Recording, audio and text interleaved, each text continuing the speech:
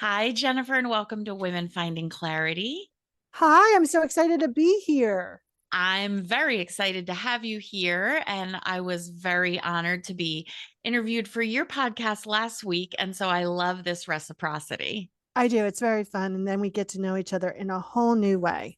Totally, totally. And I'm all about women supporting women. And I know that, obviously that resonates with you too. So this is just such a great fit.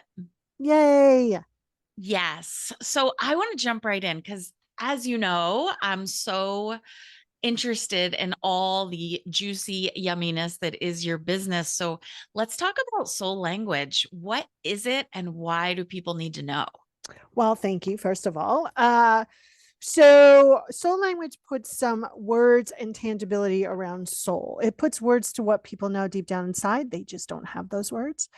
And we also do a soul of a business. So it also helps give a little clarity around your business. Why do we need that? I think so often we are text messaging ourselves and we're not really creating a clear, conscious conversation between ourselves and our soul and ourselves and our business. And by having this structure that puts tangibility to soul, it creates a more clear conversation, which is really important.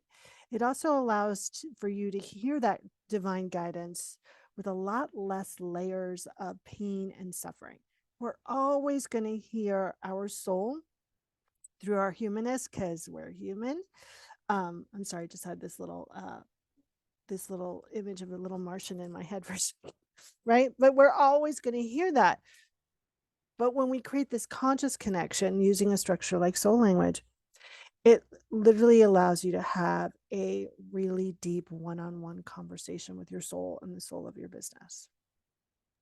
Mm, that feels obviously like it feels like, oh, yeah, obviously. But at the same time, it all feels very profound.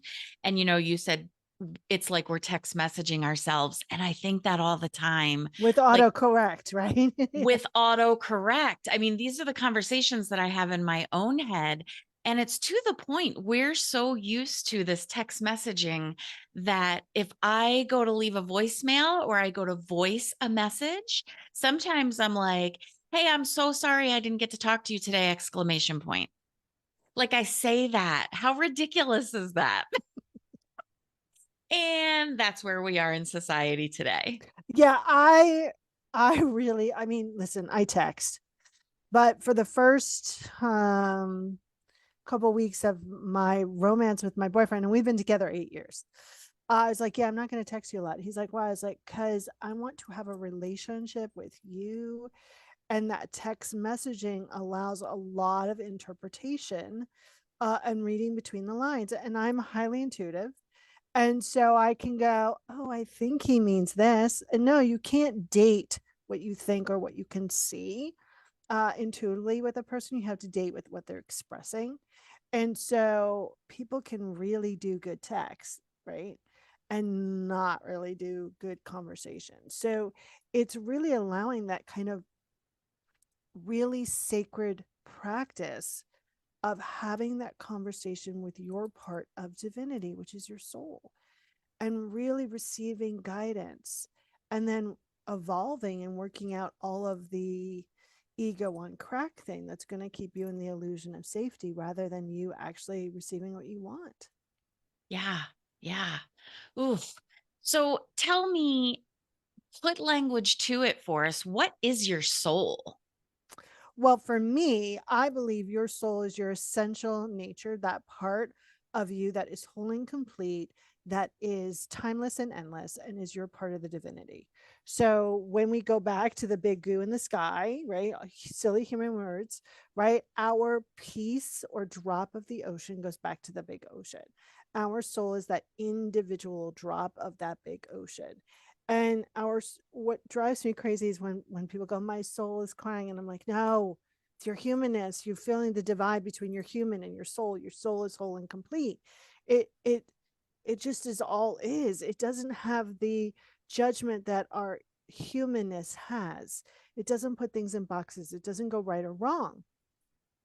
And it wants us to experience, or we want to experience, uh really bliss and joy and abundance and love.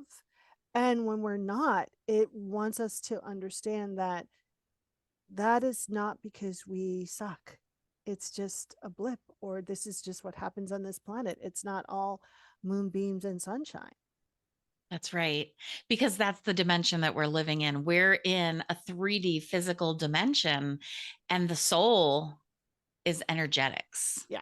And And those are technically, completely different. we're in a 4D world because the fourth dimension is time, Mm, right? yeah, And I think people always do the not enough around time, not enough, blah, blah, blah.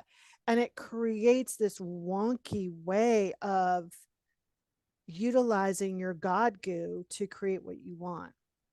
I love that. You're God goo.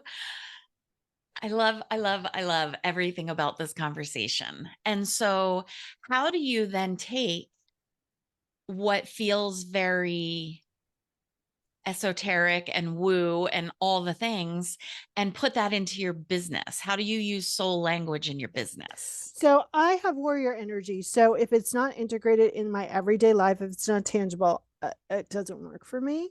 Right.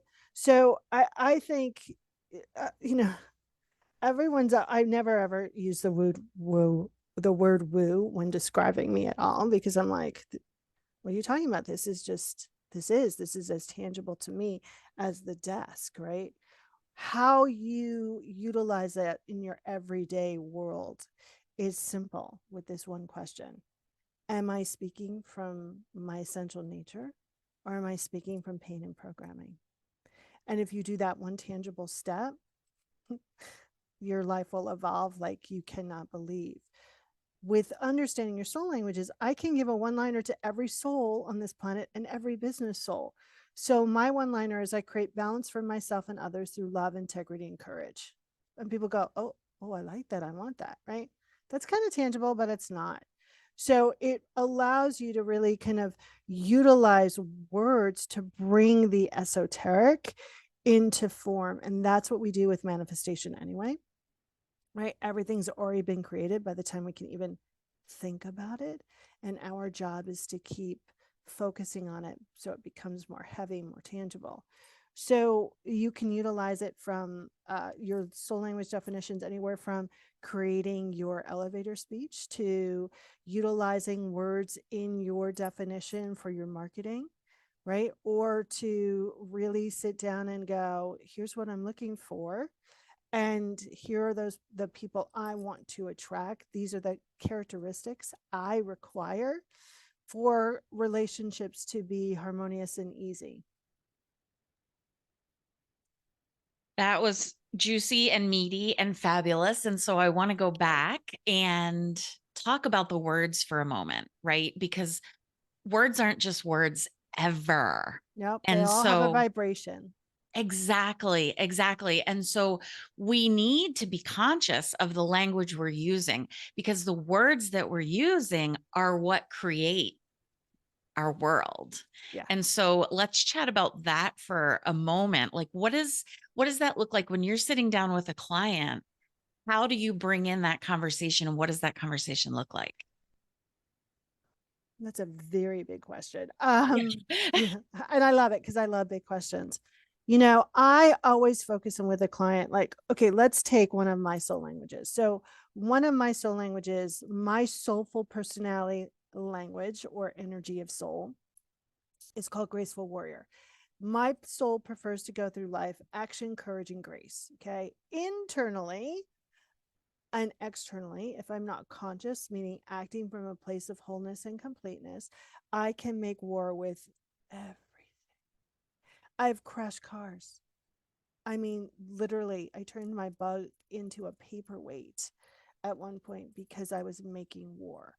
So when we're looking at a person's soul languages, if I was talking to myself, I'd be like, okay, where am I making war? What am I angry about? Because anger is for me a signal of two things. One, there's something in my life that I feel like I'm out of integrity, which is my one of my other soul languages called teacher of integrity, or I'm making war. So I sit down and go, okay, why am I making war? What am I angry about? What do I feel like I'm not getting? right? And from there, once I understand the problem, I can start to be in the energy of the solution. And so with a client, say a client is a pioneer, which is a mission language, and they're like, well, I can't get anything I want. And, I'm not getting any new clients and no one's buying anything. And I would say, okay, so what are you focusing on? Because pioneers tend to forge new roads if they're conscious. If they're unconscious, it's like squirrel. They create a million different things that nothing solidifies. I mean, and that's just on a surface level. So those are some of the engaging conversations I would have with a client. I would also give them their one liner and ask them if they're being and doing that every day. If they're not being and doing that every day, they're going to create struggle. Because here's the thing, it all starts at home. We're all on our own channel. And I think people forget that. And I think they, especially masters of service, who was my client, they they want to be of service to the world. But if you're not including yourself in the service agreement, you're not creating what you want. And so those are some of the in-depth conversations I have with clients.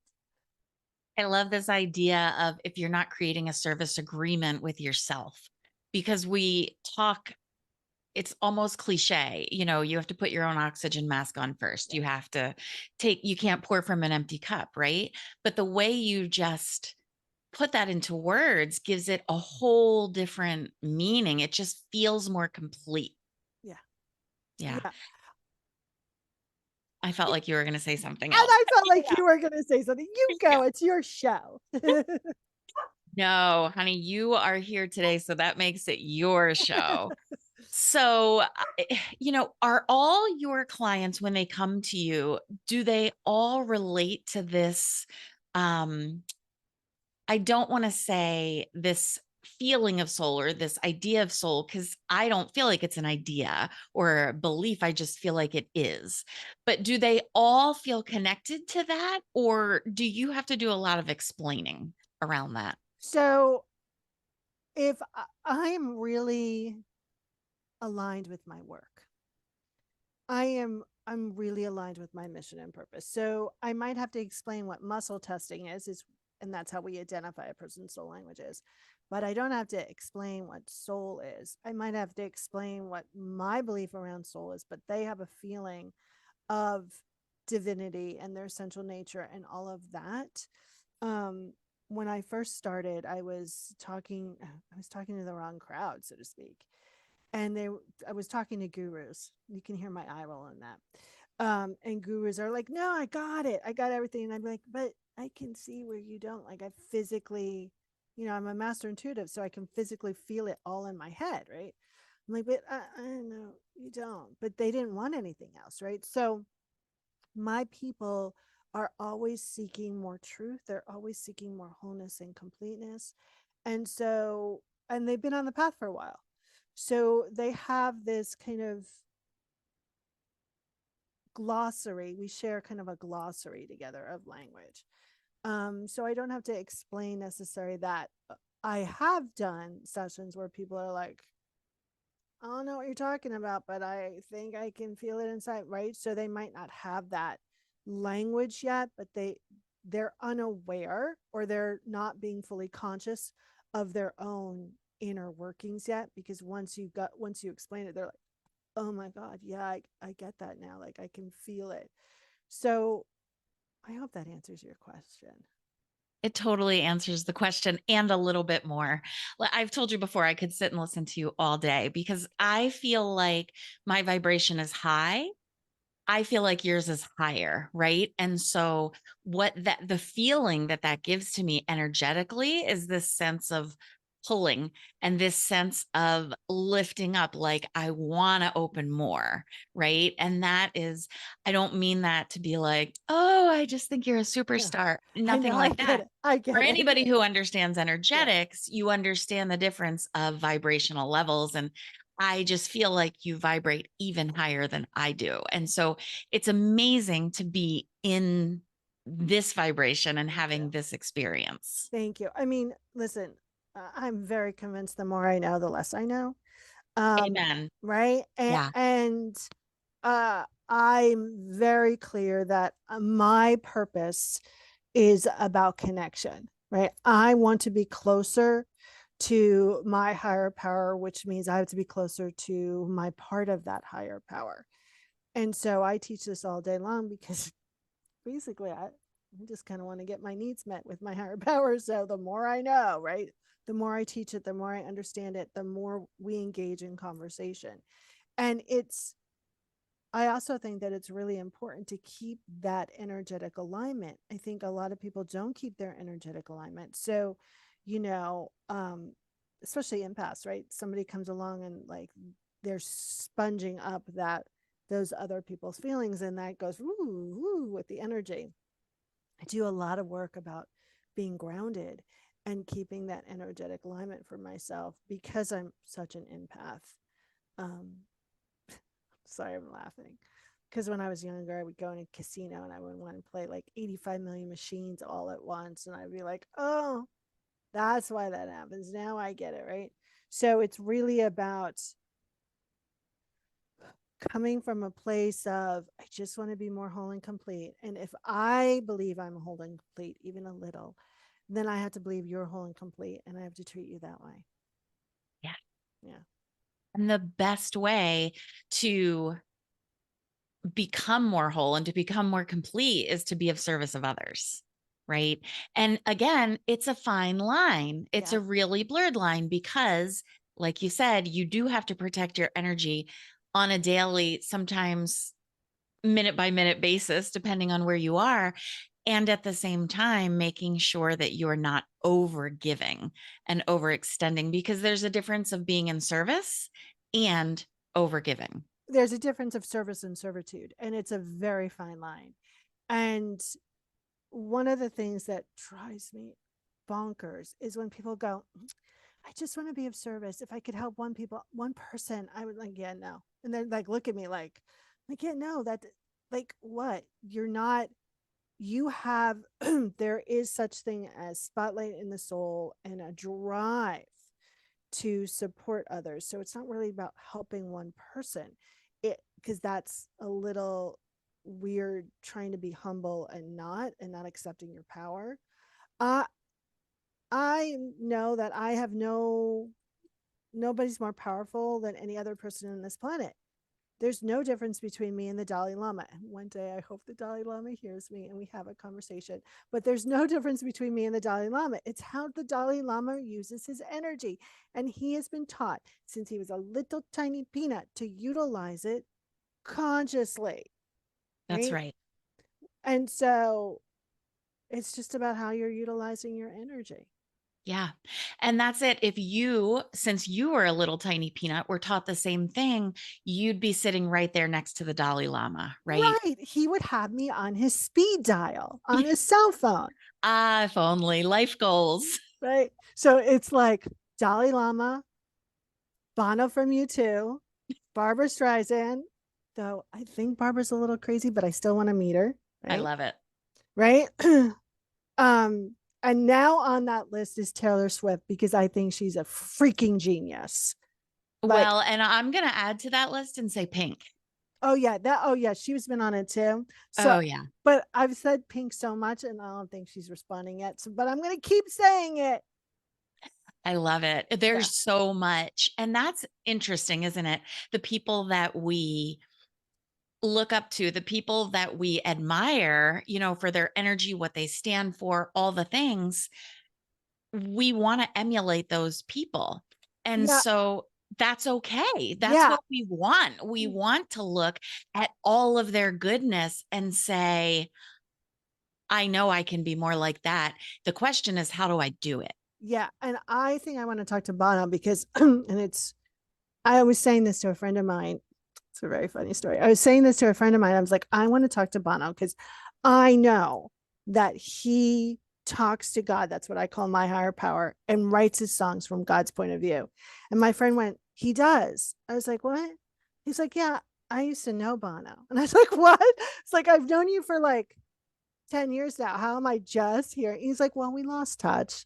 But yeah, he met him when he was not famous in a little pub in Ireland and they they were friends for a while and I was like, okay, well, that's confirmed, right? And I think it's funny how when we kind of tune in and really express from this deep place of knowing that we're whole and complete, what we are capable of receiving from the universe, because it's not us, it's not the universe that is not doing its job, it's us in receiving it and meeting what we want at that location, right? Listen, I've gotten on the wrong train a bunch of times between me and the universe and been like, wait, uh, and the universe goes, no, you're supposed to be on that train over there, and I'm like, well, I messed that up, right? So I wasn't paying attention when Yeah, you gave those oops, right. directions.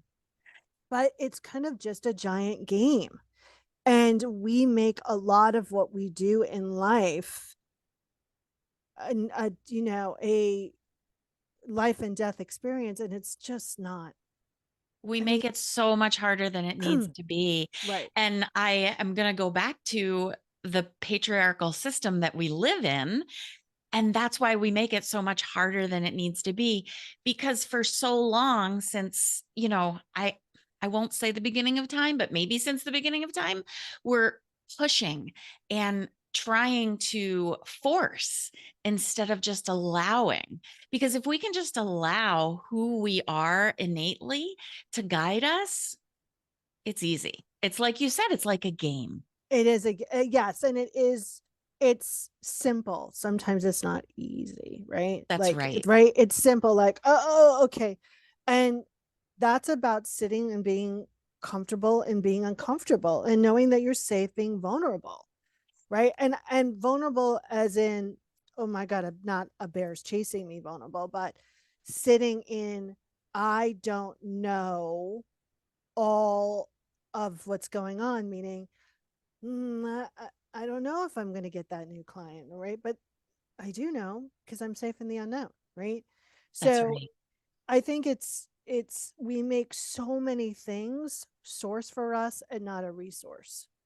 So when we make, a new job, a new client, you know, is the summit woman going to get back to me and tell me if it's Pacific time or Eastern time, the source for us, then we're kind of we're behind the eight ball. When we make it just a resource, you're like, oh, another resource will come along. Yes. Yes. And people don't know necessarily, and I'm being very generative Yeah. here. I don't mean everyone, but as a whole, we don't know how to be vulnerable because societally and culturally, we have to put up this facade. We have to wear the mask of, Yeah. I know everything. I'm the guru, as you say. I don't like the word guru because none of us are a guru. None of us know everything. Right. And so if we can approach everything as with a beginner's mind and being willing to say, I don't know everything. And what else can I learn from this situation? Again, that brings it back to ease, and that's vulnerability that's going to lift you up and support you. Yeah. And it opens up receiving, right? Right. Because you're not limiting the channels of the divine. So I'm going to go back to me saying earlier that I feel like my vibration is high, but yours is higher. 5 years ago, I might not have been able to say that to someone. I might have tried to pretend that I know everything you know, and we vibrate at the same high level, and I'm just no, like that's not it.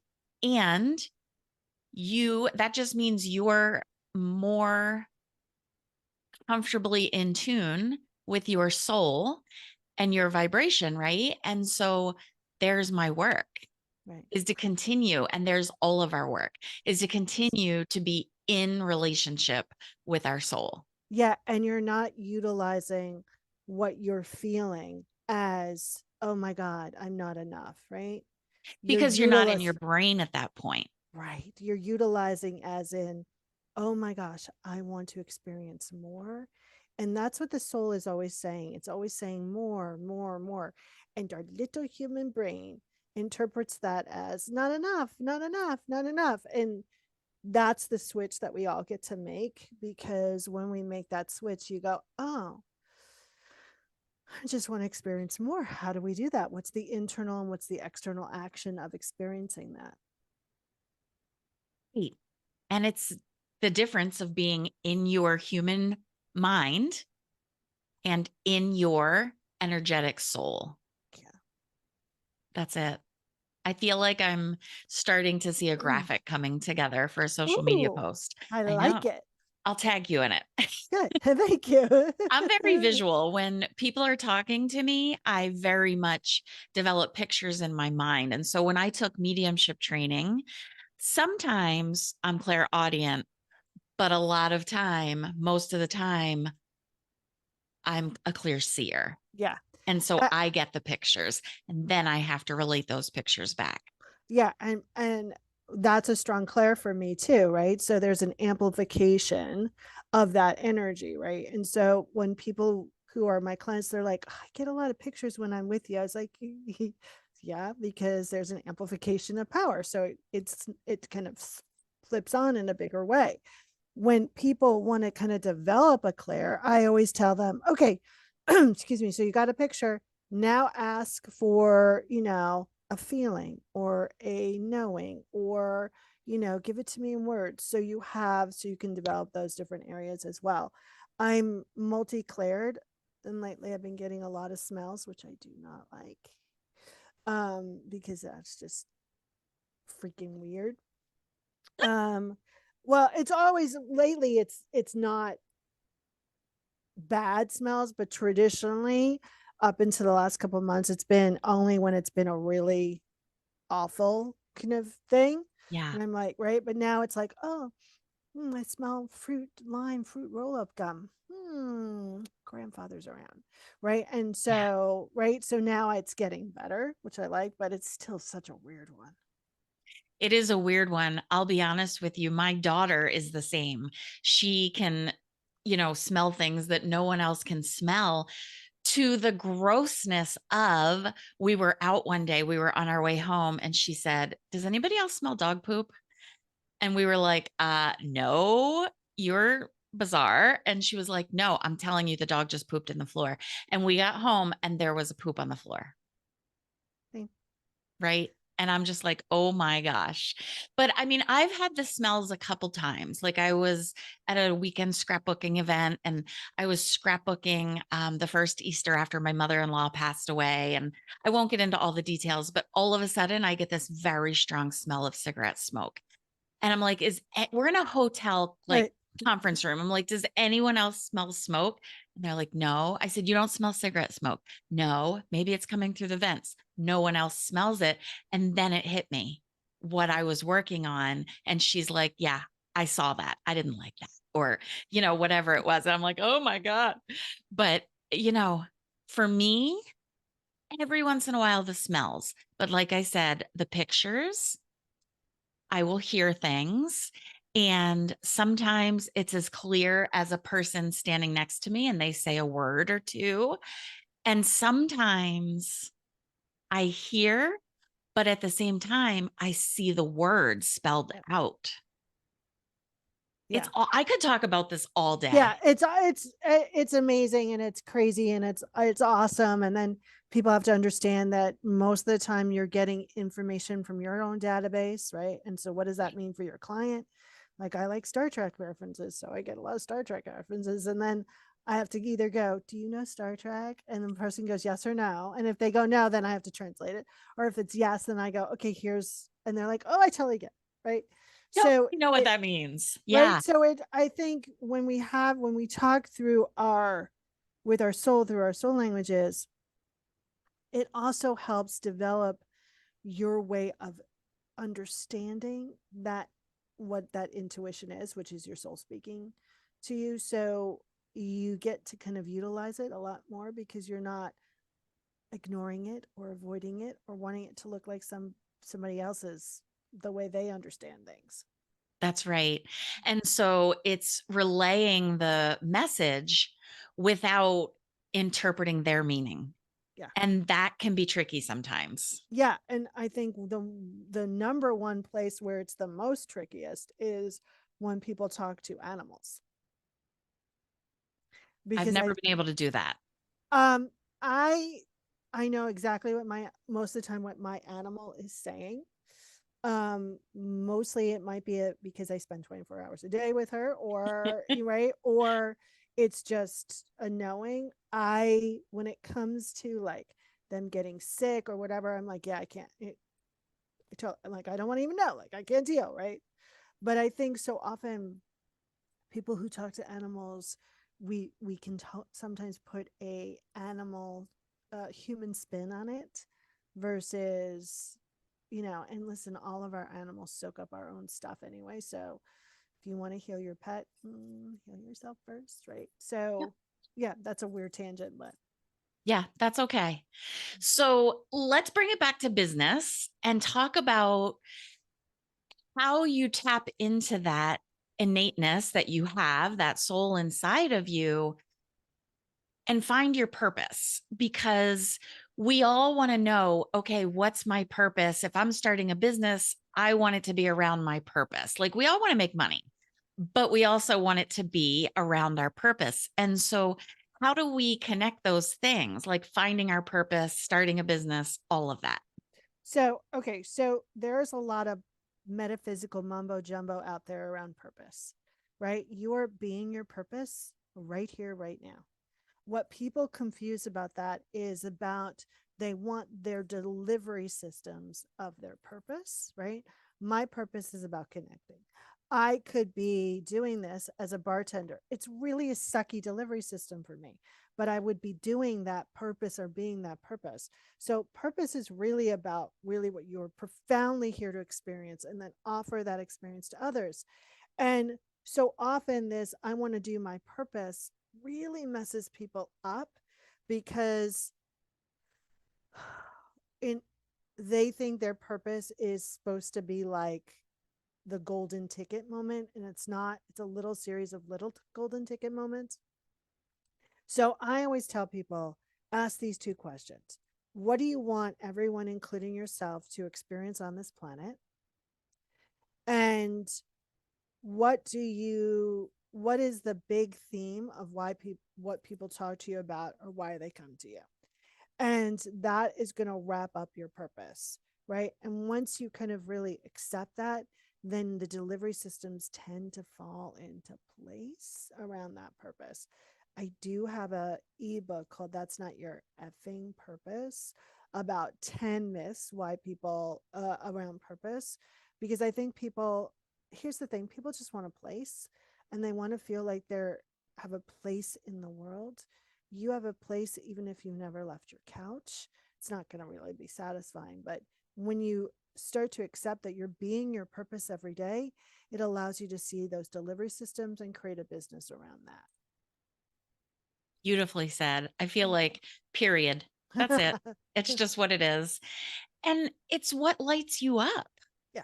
Because if it lights you up, that's when it's going to light someone else up. If you're in the drudgery of it because you have to do it or you should do it, that's not lighting anybody up. And there's no success in that. There's no success. There's a lot of crying. And people, whether they're conscious of it or not, they're going to go, I like Jennifer, but there's something off. It's not like why am it's not sticking. Right. And so I think people people need to understand that when they call a business in, they're calling a business in to do something bigger first for themselves and then for other people. So you have to understand that you are not your business. It has its own energy, and so start to talk to it. Start to ask those questions, and if you were innovative and highly intuitive and highly creative, people tend to kind of go, I want to do this and I want to do that and I want to do that, but I need to niche, right? Look at all the things that you've created and see what the big theme of them all is, and then promote that. Promote the theme, not the actual services. Yes. I talk to clients all the time about what's the thread, what's the golden thread that runs through all of this. And that's the gold, right? That's Right. the thing. And you just have to be able to tune into that and get quiet and just, get rid of all the noise. So how do you do that? What do you do to get quiet, get all the noise and tune into your soul? I um I set up a connection, a conscious connection with my personal soul and my business soul. And I do something called metaphysical conscious gardening. So I set up conscious gardening gardens around my business. For example, I want to create an event next year. So I have a garden around this event, and then I tune in and I ask a whole bunch of questions. Or I go, okay, what does that want to tell me? Um, and then there's always an internal action and an external action. Most of us know all the external actions. Well, I got to write a web page and I got to market and blah, blah, blah. But we forget about the internal actions. So here's an example. A friend of mine was like, hey, I've been invited to this conference. Do you want to go? It's February, blah, blah, blah. And I'm like, and she's like, we could go, we could do a room. And we haven't gone to a conference together in 15 years. And we have so much fun. But automatically I was like, oh, okay, I've got the dog and what about the money? And it's Christmas and when's the due date? And the mind started going. Then the internal action. I take a deep breath and I go, okay, what do I have to accept or let go of or activate, which is turn on like a superpower or allow to see if I want to take this action, if this opportunity is for me, right? I think so often we're so busy in the doing that we're not really conscious of our internal creation process. So, yeah. So I did the internal action, which was like just coming back down, knowing it was whole and complete. And then she sent me, I was like, okay, let's do it. She's like, wait. She's like, I got to talk to the guy and maybe blah, blah, blah. So let me talk to the guy and then let me get like, I'm like, oh, okay. Like, right. So Like, I just did all this work to figure it out. right. Which was good. Right. Yeah. Because I think so often, you know, what people will do, which is a bad marketing flaw, will go, oh, you're in resistance if someone gets cranky about something. Most people don't even know if they're in resistance, if it doesn't resonate because they're in resistance about something else about that opportunity, right? Yes. So once you clear that resistance totally, then you can go, yeah, that doesn't resonate with me. And here's how I know it doesn't resonate with me. It's like cauliflower energetically. I don't like cauliflower. I'm not like, oh my God, why don't I like cauliflower? I need to like cauliflower. No, I just don't like it. It's neutrality, right? So if it doesn't feel neutral in the not resonating, you're in resistance in some other way, that doesn't mean you have to sign up with that person. What that means is you need to clear the resistance because anyway, it's going to keep coming up. Yeah. And starting from that place of being whole and complete, we're in a society of reactivity and also FOMO, right? Yes. I'm going to this conference. Do you want to come? Oh, I don't want to miss out. Of course I want to come. Can I afford it? Can I, da, da, da? All the things. No, I'm starting from a place of being whole and complete. And so if I go, that's amazing. And if I don't go for whatever reason, that's amazing too, because I'm whole and complete without it. Beautiful. Takes Beautiful. away the FOMO, takes away the reactivity. And it's just going back to that feminine energy of allowing. Yeah. Yeah. Mm, Internal, allowing, external action, masculine. love that. Because I always think a masculine, feminine, and mind and body. And so I love your spin of internal and external Yeah. Beautiful. Thank you. all day. I could talk to you all day. And so before we close out, is there anything that you would like to offer listeners besides 2 more hours of conversation? Yes, I have a survey, which is what's your business blind spot, which talks about what you're putting in your business. What's your business consciousness quota or BCQ? We tend to have these energy links in our business. There's four. It could be the way you feel about money, how you feel about your talents, how you feel about yourself, or how you feel about your business.